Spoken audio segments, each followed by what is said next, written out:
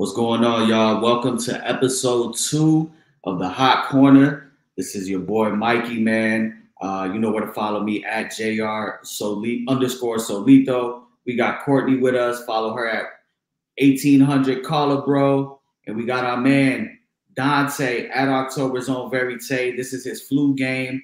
He's coming through for us, man, with the baseball content. He's currently under the weather. You know how it is. You know, it's crazy, especially like us from the Midwest, you know, like it's 90 degrees outside. Motherfuckers be like, how you get sick in the summer? Like, no, germs are still very real and prevalent. So we appreciate you showing up, Dante. How y'all feeling? I know I got y'all, bro. I feel like somebody punched me in the face, but we rocking. So we're gonna get it done. I wasn't feeling too great this morning either, but still we rise. And I got my water open, so I'm thrilled. I was over here. I needed the jaws of life to open my water bottle. Yeah, also, you're about to go crazy. Not Scott in the comments like he's fucking Logan Roy out here. God damn. Y'all still working tomorrow. I will not be. I got PTR. I'll be working for the man. I just won't be working for the Barber Chair Network tomorrow. But let's get into it, y'all. So we're gonna start off today's episode with the Athletics.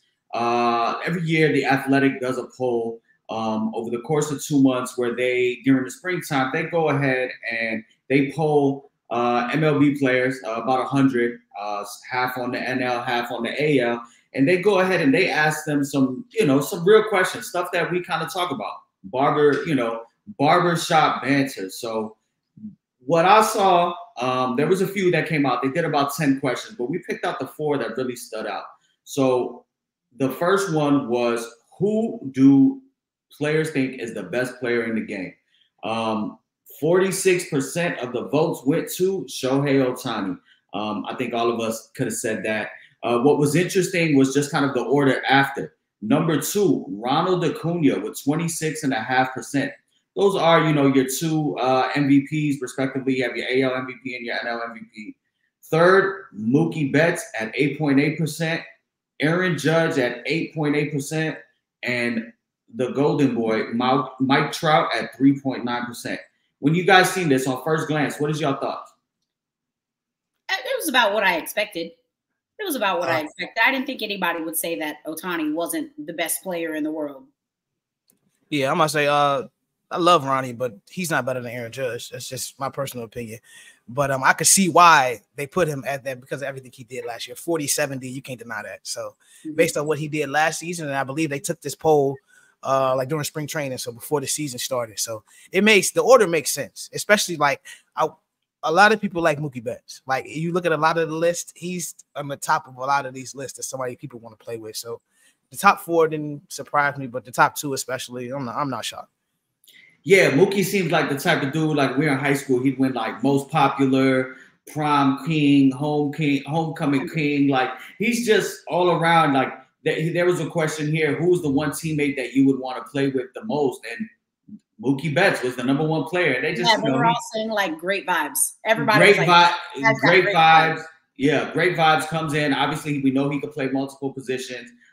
His bat is electric. So I was pretty cool with this. Some people that did receive just 1 vote, Bryce Harper, Philadelphia Phillies, we know him, Gunnar Henderson, Jose Ramirez, Adley Rutschman, which was one that was I was kind of shocked to see that, Corey Seager, and Zach Wheeler.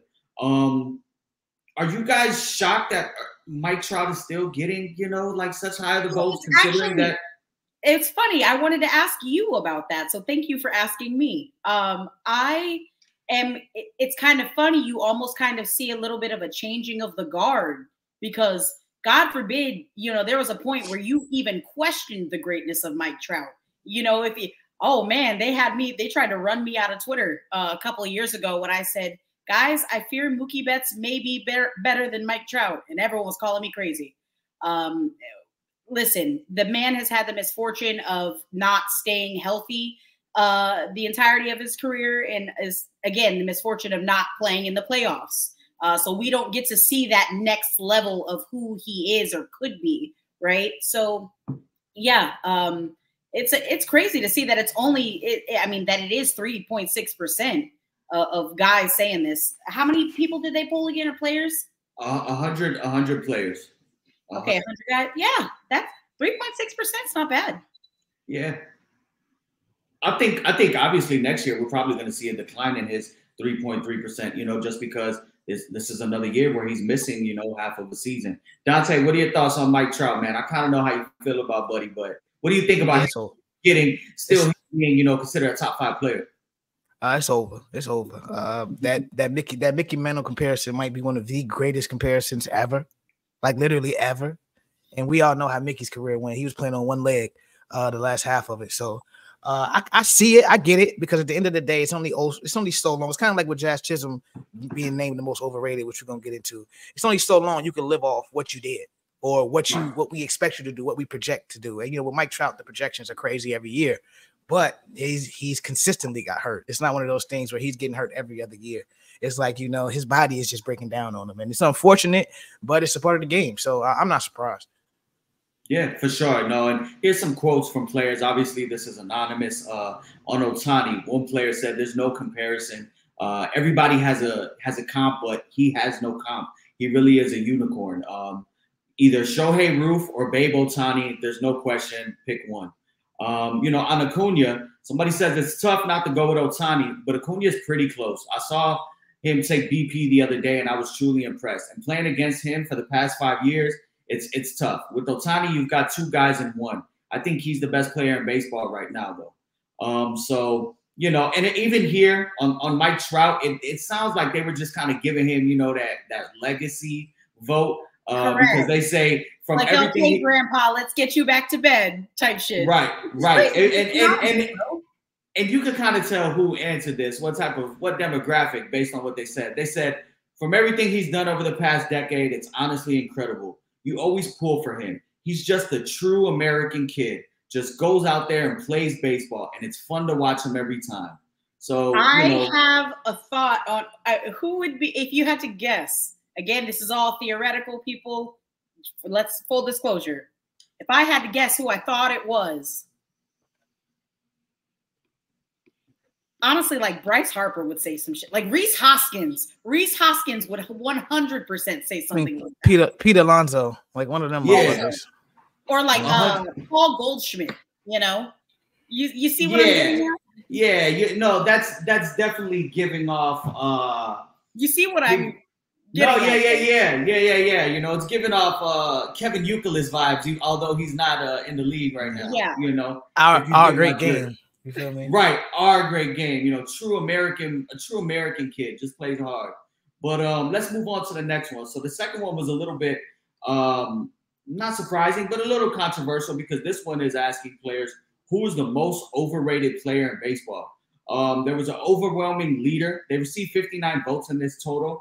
20.3% of the votes went to Jazz Chisholm of the Miami Marlins. Second was Anthony Rendon with 10.2%. Carlos Correa came in at third with 6.7% of the votes. Tim Anderson at 5%. And then you have guys that follow after that were all on equal footing. Pete Alonso, Cody Bellinger, Alex Bregman, Ellie De La Cruz. That's one that's pretty shocking to me. Manny Machado and Blake Snell. Courtney, I'll go to you. What are your thoughts on Jazz Chisholm being the most overrated player in baseball by his peers? Well, first off, looking at the other people that received votes, Chris Bryant, like, why am I here? What did I do to anybody? Yeah, I mean, for sure. And for me, his money, minding his business, man. Getting butts in seats. For me to be overrated, you have to actually be good. So players like Tim Anderson, some of this shit would just hate. He's not rated. He's not rated. I said that to y'all off camera, but like, yeah, this shit is just kind of messy. Like, these dudes are some haters. Listen, is Jazz Chisholm the best player in? What was the quote about Jazz specifically? Someone said something specifically about like Jazz. How did he get MLB the show? How did he get the cover of the show? Okay, well, first off, you know, MLB and their social currency at that time was diversity. So, of course, they wanted to really lean into that whole let the kids play, you know, shtick that they were riding hard for, you know, that 2020 to 2024. Oh, shit. Yeah, but no, listen, I think in order to be overrated, you have to be good. Am I? Yeah, that nigga stinks. He's not good. I don't mean that disrespectfully. I do. He's not good. He's not good. He talks crazy, like flat out. He's not good. He's not good in any position. Yeah, I'm a still dip like King. Like, don't ever mention King Griffey Jr. What the fuck are you talking about? No, like the whole little press run he went on at the beginning of the season, and that team is the worst team in baseball. It's like, get the fuck out of here, bro. So like, yeah, personality is he can sell anything. We're actually playing on the field. This is one of the few, even though like it is very pussy to only have 59 people vote, and then nobody talks about why they picked the person. But I agree. Like Jazz, was when I read it, I was like, yeah, he is.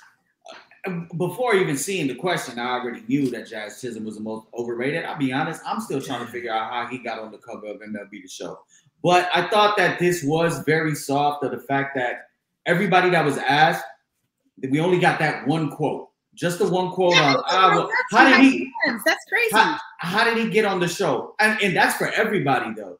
For Carlos Correa, for Anthony Rendon. Like Anthony Rendon, you could just clearly say like he doesn't play. You know, he got paid and he doesn't play. So how can he be rated? People just don't like Anthony Rendon because he got paid all that fucking money and he don't do shit. Yeah, sounds like pocket watching to me. He just be traveling. Yeah, no, he's just living off the perks.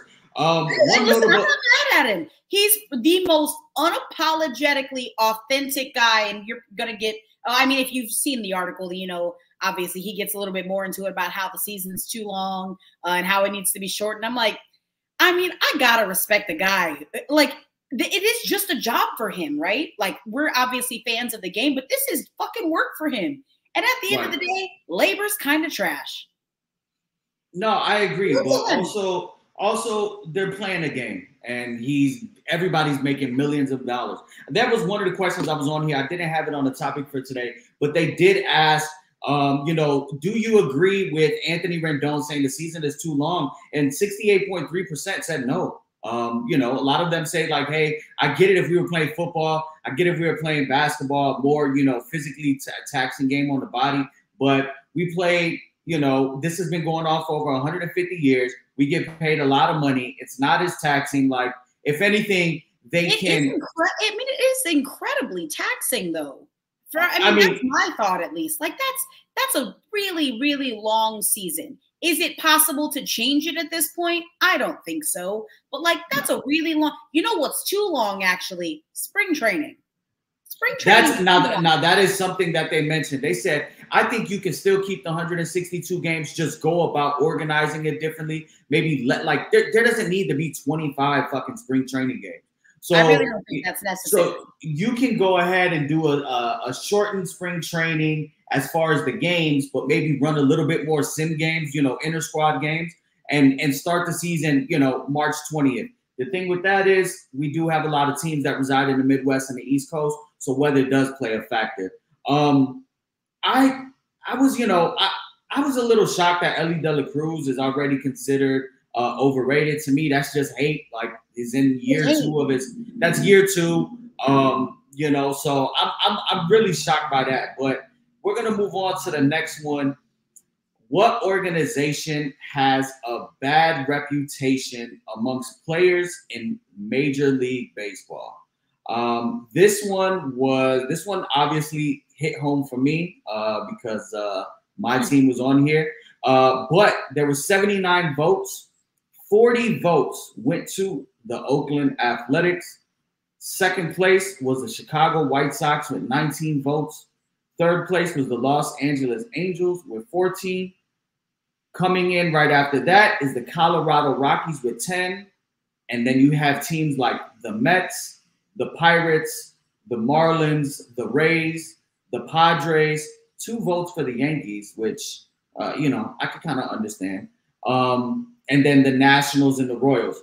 Dante, I mean, this one's kind of self-explanatory, but what do you think about, you know, the A's coming in at first? Yeah, John Fisher is a shit stain on the league right now. Like, it goes without saying, like I said. And it's funny because I say pretty much every day when we talk, Mikey, if it wasn't for John Fisher, Jerry Reinsdorf would be the shit stain of the league. So I think that top two is projecting pretty correctly. The Angels, one thing I say about the Angels, bro, is that at least they try. Like they spend money. They just had some bad luck. They've got snake bitten a couple times. Yeah, no, but even since the Pujols thing, they did spend money. Yeah. They did spend money. I mean, they just stopped with Shohei, but even before that, and then they stopped spending money. They were like, you know what? This is actually just good enough. That's the theme of most sports owners. I don't think it was good enough. Yeah, we'll get into that in a little bit. But I'm like, man, I'm not giving the Angels no slack. Fuck them. Go spend some money. The Angels, you got to think, especially when your best players hurt every fucking season. And this is somebody who was a Bulls fan when Derrick Rose kept getting hurt. It ain't shit you can do about that. You can't build around somebody if they're not there. So that's the only reason I shoot them from bed. But the A's are a joke. And like this next 2 years is going to be pretty crazy. Even with, I saw in the Oakland deal, they're talking about how they want to have neutral site games, which is fucking insane. But I mean, I guess that, the Mexico City game, the London game, pretty much he's trying to be like the Jaguars. But hey, listen, the NHL allowed the Arizona Coyotes to play in a freaking collegiate stadium with 4,500 seats for 2 years. It doesn't shock me at all if Rob Manfred went through with that. Money talk. Yeah, I just think it's kind of crazy, and one player says it too. Like the fact that they're going to be in Sacramento for 3 years, like that is literally a minor league park. Like you can't. And again, keep in mind that's 3 years is a stretch. You think they're going to get that shit done in Vegas in 3 years? We still don't even know if the fucking team is moving to Vegas. They haven't even been approved yet. That shit, they're still fighting over it in Vegas. That's not the way. It's almost 2025. Yeah, no, I agree. Second on there was the Chicago White Sox. Now, we don't pull any punches when it comes to our team. Our team is ass. They are run by who I would say, and I agree with Dante, is one of the top 2 worst owners in Major League Baseball and possibly all of sports. They had an overwhelming 19 votes. And here are some quotes. One player said, "I've never heard a good thing." Another player said, "Unlike some bad teams, they have more potential to be good," which is true because we know that there are players with talent that just, they're just snake bitten, whether it's injuries, whether it's Eloy Jimenez, whether it's Yohan Moncada, who was a top #1 overall prospect in the game, whether it's Michael Kopech, another top prospect in the game. Luis Robert has been as advertised, but when he can stay on the field. Another quote was, "It sounds like no one wants to be there day in and day out. Like it's a grind just to show up to the ballpark. I couldn't imagine." Another player, "It's not good over there. You can tell by how often there's turnover that it usually means something's going on. Players leaving the organization and automatically doing better with their new team." Look no further than Kevin Pillar this year. Kevin Pillar was a minor league pickup, extra man to be a 4th outfielder. They go ahead and trade him to the Angels, and he is absolutely raking, starting every game for him. And Kevin Pillar is known as just a defensive outfielder out there. So, what my thoughts on this is the White Sox are on pace to be the worst Major League Baseball team in MLB history this year with their win-loss record. I personally am ecstatic and hoping on it because I want that on Jerry Reinsdorf's resume. I want that to say that Jerry Reinsdorf was the GM and allowed this to happen under his watch. Courtney, I'll go to you. I mean, listen, like that, I think for me, it's obviously Oakland sucks, right? Like that's a whole different situation that we have to unpack another time. But the White Sox, it's generally unacceptable. You're the best sports market. Like it's New York and then it's Chicago. New York, LA, and then Chicago. But either way, you're in a top 3 sports market and you can't even feel the competitive baseball team. The other team on the other side of town is doing great. I did pull up the attendance numbers because I was curious. The Chicago Cubs are averaging this season 35,497 fans a game. That makes them 7th in the league. And one thing that they share in common with the top 10 teams, of course, actually top 9. Actually, that's not even true. You can't even feel a decent product that makes people even want to get to the ballpark. That's so embarrassing. The White Sox are 27th for context. They are averaging 16,000 fans a game, which in my opinion is 16,000. Yeah, no. No, I mean, I agree with you. It all comes down to the one thing is Jerry Reinsdorf is in a sweetheart deal with the state of Illinois. There's a certain type of deal that he has going on where basically he receives all gate revenue, he receives all the concession money, as long as he doesn't sell over $1 million worth of tickets in a season. Why not run a professional franchise? Why not continue to just half-ass it if you're just making money? If this all of these teams, these TV deals are now, there's no incentive to win. That's why I don't understand fans that get so defensive about, like, you know, further in the Athletic article, they talk about money and like spending and shit. But that's so frustrating to hear these people do the bidding of these fucking billionaires with a B. Billionaires. I know there's only a couple of owners in Major League Baseball that aren't billionaires. I think the Reds owner is worth like 500 million or something. Like, then sell to somebody with more money, because there are people with more money. Clearly, you're not very competitive, except for, I guess, when it pertains to just making more money. That's the only thing that motivates them. You don't have to be good because you get paid. These TV deals have just gotten so out of control. The freaking gate revenue. Because you got people still going to go watch a mediocre product. And I don't blame them. You know, I'm a fan too that has stood by shitty teams. I shouldn't have, okay? But I did. Yeah, and Mikey, you forgot. He also gets the parking revenue because he owns the parking lots. So like 100%, 100%. Jerry Reinsdorf have a cash cow. Yeah, and you have to remember this. I believe he owns about 51% of the team. There are other partners, and it's a huge thing. It's a family thing. So if this is just bringing them money and the team sucks, like, this is feeding a lot of people's pockets.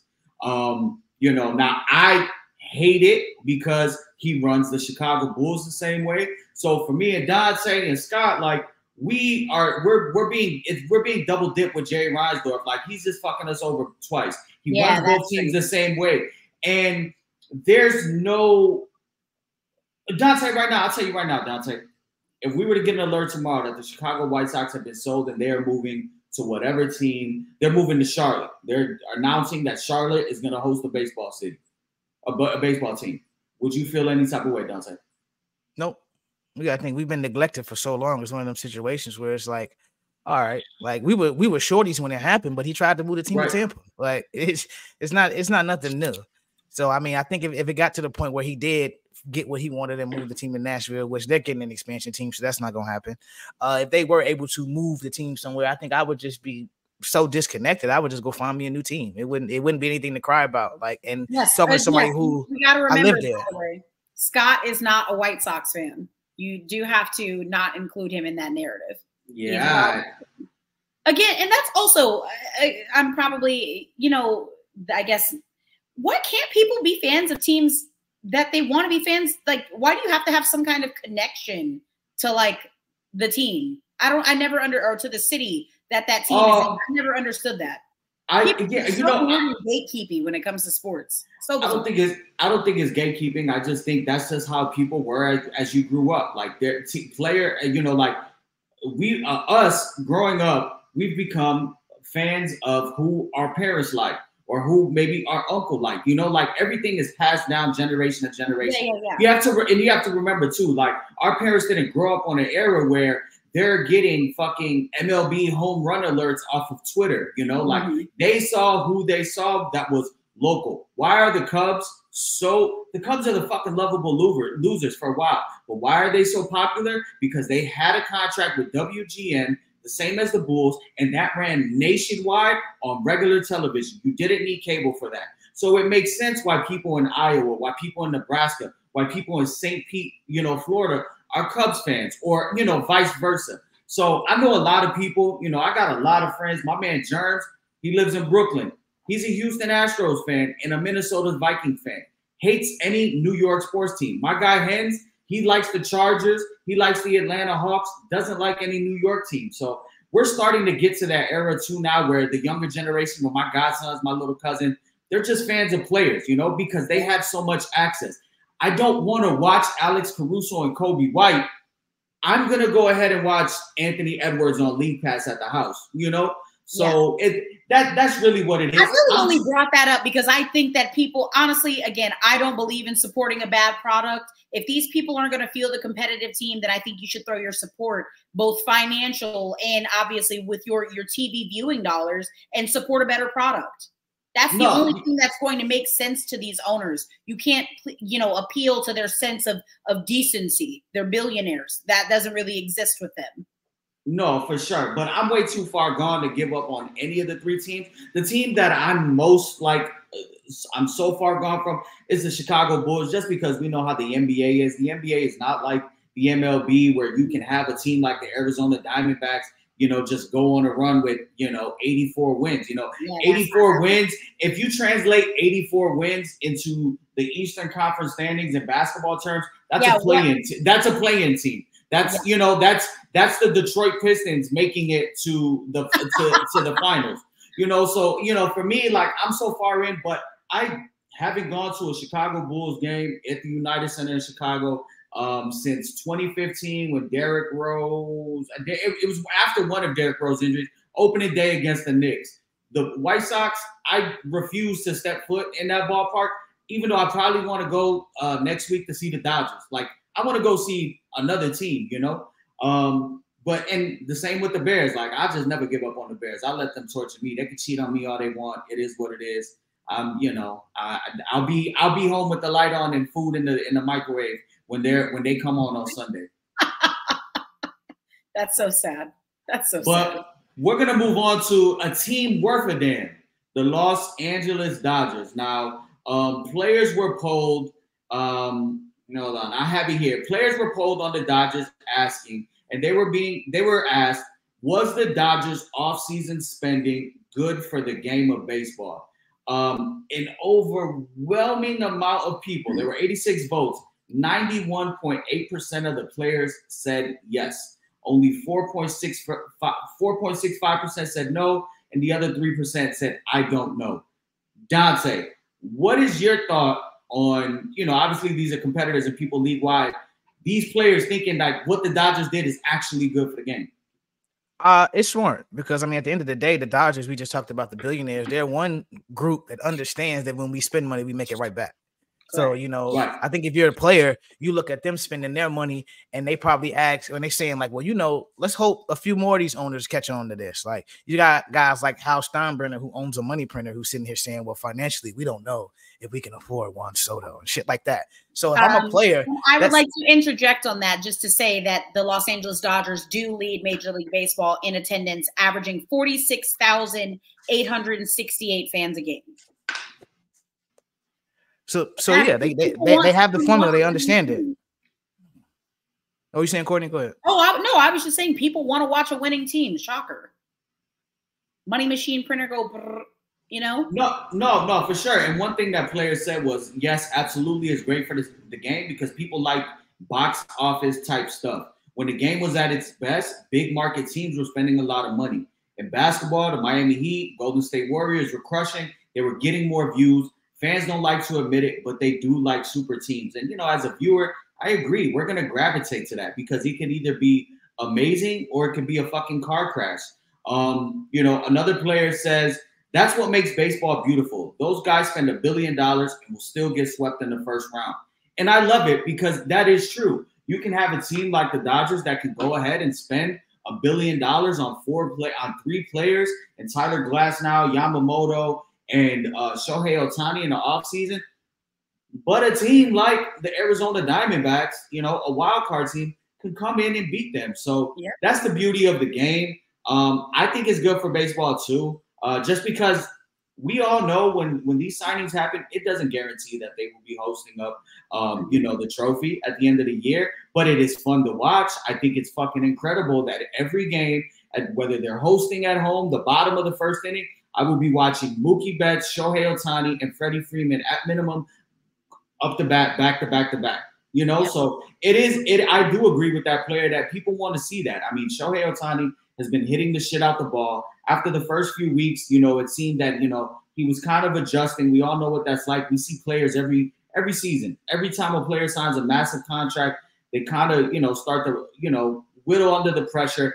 That lasted for him for even 3 weeks. That for only 3 weeks. That shows what type of talent he is. If you look at the numbers he's putting up right now, he is the National League MVP. Once again, now he's probably going to win an MVP in another league. So I agree with it. I think it's good for the game. It doesn't necessarily take away, because in baseball, you want parity, but you're beholden to what the owners do. For example, Jerry Reinsdorf, if he doesn't want to spend money, then he doesn't want to spend money. If people in Pittsburgh don't want to spend money, even though they continuously have top prospects and actually really good players, then what can you do? Somebody has to spend the money. So I enjoyed and I agreed with these guys. Yeah. So real quick, I don't know if you saw them talk about this and break down the whole athletic piece on MLB Now with Brian Kenny. Did you happen to catch that? No. I thought it was so funny, and it actually really irritated me and just reminded me. I'm like, oh yeah, don't forget that you're watching the Armchair League of the network, right? But they had a graph where they obviously showed those numbers, but the bar, it was a bar graph. So obviously they had the 91%. That was a blue one, and then they had the red for the no. But they had them half and half. So if you're looking at it and you're not actually looking at the numbers, it looked like more people were saying, in the negative, that it was actually a bad thing for baseball. So I thought the framing of that bar graph was ridiculous. But yeah, the only people that were saying that they didn't like it are just, they're mad they don't play for them. Sorry. Yeah, I mean, and if you're a player, you're like, shit, I just hope I'm good enough. I have a great year, because you know what? The Dodgers are gonna come after me.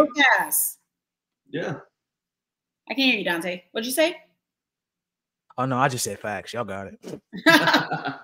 So we're gonna transition into something a little bit currently right now happening on the field, and that is the American League shortstop race. Obviously, the race for who is going to be starting the All-Star game this summer, and it is led by two of the most electric players in the game, Bobby Whit and Gunnar Henderson. So my question to y'all: which shortstop are you taking for the next 10 years? And I'm going to go ahead and lead this, with a little context. Bobby Whit is 23 years old. Gunnar Henderson is 22 years old. Bobby Whit is batting .326. With a they were in the same draft, right? They were in the same draft. Bobby was 2 and Gunnar was like 40 something, right? Like 45 or something. Yeah, I think so. Go ahead. I'm so sorry. Yeah, so Bobby's batting .326 with a .937 OPS, a .563 slug, a .375 OBP. He's got 11 homers, 50 RBIs, 19 stolen base, and a 4.1 WAR. On the other side, you got Gunnar Henderson, 22 years old, batting .273, but he has 21 homers, 47 RBIs, a .971 OPS, a .598 slug with a .373 OBP, 4.8 WAR, and 9 stolen bases. So my question to you, Dante, which one of those two shortstops are you taking for the next 10 years? Oh, I'm always going with the same draft, by the way. Okay. The two pick in 43. Okay. No, I'm gonna always go with the guy with more power. So I'm gonna go with Gunnar. I think Gunnar, having that type of power from the shortstop spot, that's classic old school baseball shit right there. He's a guy just gonna hit you 30 home runs, play a solid shortstop. And so with Bobby, even though like at the beginning of the season I said if the Royals were gonna do anything, it was because of Bobby. So I do think he's a guy who's gonna be a perennial MVP and all of that. But 326 is cool. I'm fine with 273 if you give me 21 home runs. That's cool with me. So I think more than anything, I would go with Gunnar. See, I'm on the opposite actually. I like Bobby. I like Bobby Whit Jr. I think defensively he's got the edge, and I think he's a lot faster on the base paths than Gunnar Henderson. So yeah, I'm taking Bobby Whit any day. I know people like the power, the big bat. Pause. It's actually I don't have to say pause. I'm a woman. But no, right. people like the big bat. So yeah, I get why Gunnar Henderson is a sexy pick, and it's not a bad pick at all. My question for you, Mikey, is which player do you think is more essential to their team? Like if you took them out of the lineup, which team would suffer more? I gotta say, if you take Bobby Whit out of that lineup in Kansas City, that's a completely different team. It's not a winning team, in my opinion. Yeah, I agree. I would say Bobby Whit Jr. just because of some of the parts, they're still young there. You know, outside of Salvi Perez and Vinny Pasquantino, you know, they're still young there. I mean, you take Gunnar Henderson out of his lineup, then you still have a #1 overall pick and the starting catcher for the AL and Adley Rutschman. You still have tremendous power in guys like Ryan Mountcastle, Anthony Santander, who can play, you know, premium positions, first base and corner outfield. You still have a ton of prospects, you know, on the Orioles side.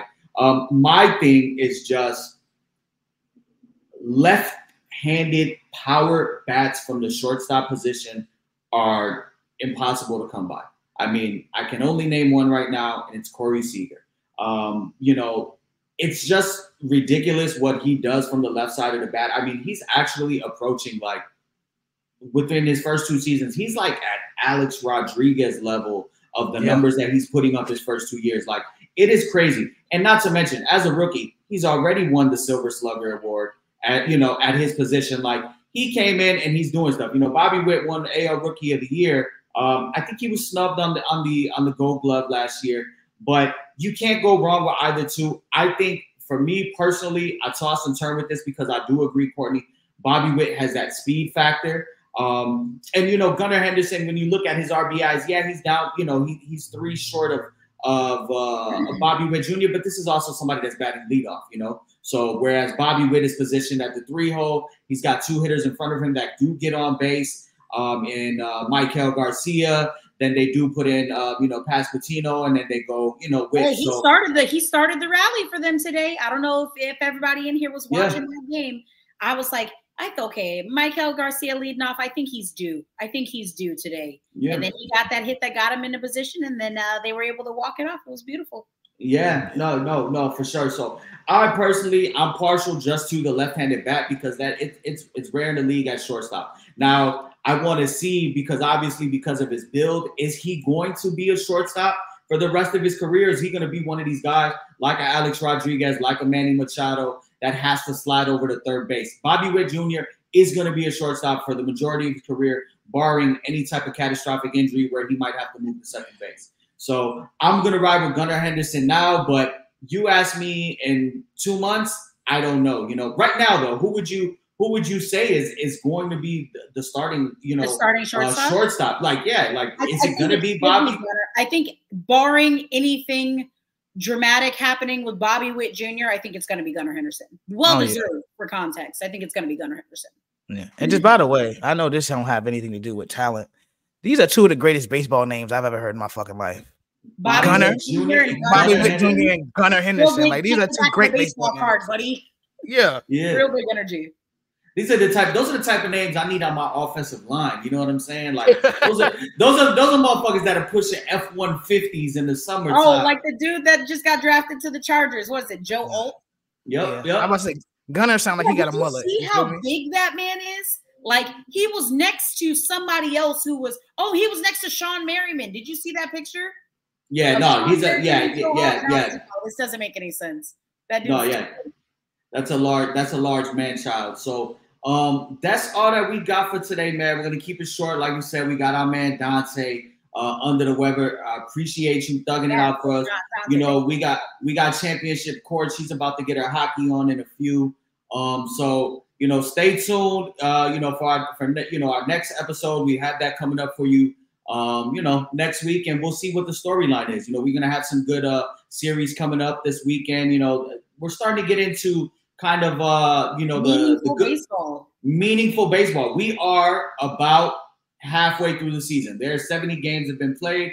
So you know, we're getting there, and now we're starting to see, you know, who is for real, who's not. And as we get into the summer and as we get into these episodes, we're gonna start talking about who should be buyers and sellers, who are guys that should be you know, on the move. And so it's gonna be interesting, and you know, we're looking forward to, you know, giving y'all more content. So you know, we're out. You know where to find us at. Find Courtney at 1-800-CALLER-BRO. Find Dante at October's Own Take. Do not look for him on Instagram. He will find you. And then you can find me on Twitter at JR_Solito. I'm having some issues with my Twitter and my personal job. I think I might just hit him with the views on my own opinion and keep my main Twitter rocking. But stay tuned. We might just create a page for straight sports content. You know, hey, if y'all have any, this is what I need y'all help with. If y'all have any names for my backup Instagram, let me know. Burner? You mean your no, it's not gonna be a burner. This burner. No, it's not. Chill. My girl's in the other room. It can't be my burner. It's gotta be. It's gonna be just solely sports content stuff. You know, I was thinking baseball, something maybe like 643 Mikey. You know what I'm saying? But let me know. Holla at me. Slide in my DMs. You know, or don't slide in my DMs. Actually, my girl's in the other room, like I said. But holla at me on Twitter. We're gonna find a new name. But we out of here, y'all.